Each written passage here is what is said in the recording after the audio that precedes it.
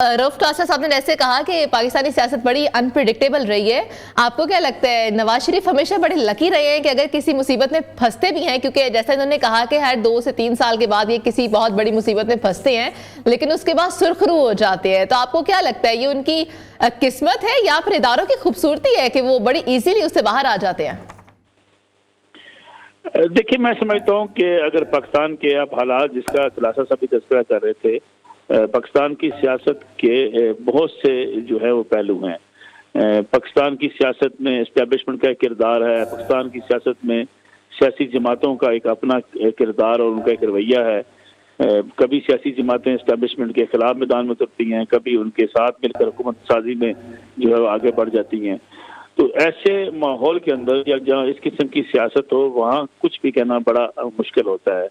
Even तजिया करना भी बड़ा मुश्किल होता है। आज का जो ज़ेर अताब है, हो सकता है कल का मुस्तफीद होने वाला हो।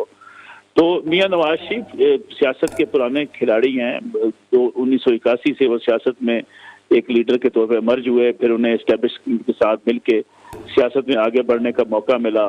फिर वो इस मुल्क के एक पॉपुलर तरीन वज़ीर आज़म बनने का भी उन्हें 2/3 अक्सरिये से वो वज़ीर आज़म बने।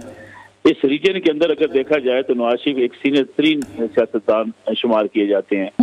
और फिर इस सतह पे पहुंचे हुए शख्स के लिए यकीनी बात है कुछ चीजें मनोवर करना, कुछ चीजों में अपने आप को पेनिट्रेट करना या किसी मुश्किल वक्त से अपने आप को बचा लेना, वो बहरहाल आसान होता है। पाकिस्तान की सियासत न सिर्फ इंटरनल मामला तक महदूद होती है, बल्कि पाकिस्तान की सियासत में एक्सटर्नल जो मामला हैं वो भी काफी हद तक इन्वॉल्व होते हैं। इस रीजन के अंदर पाकिस्तान की जो सियासी हैसियत है या पाकिस्तान की जो जुग्राफियाई हैसियत है, उसके भी काफी इन्वॉल्वमेंट पाकिस्तान में रही है। और फिर दिफाई लिहाज से जो पाकिस्तान के मसाइल हैं वो भी सियासत के साथ रिलेट करते रहे हैं।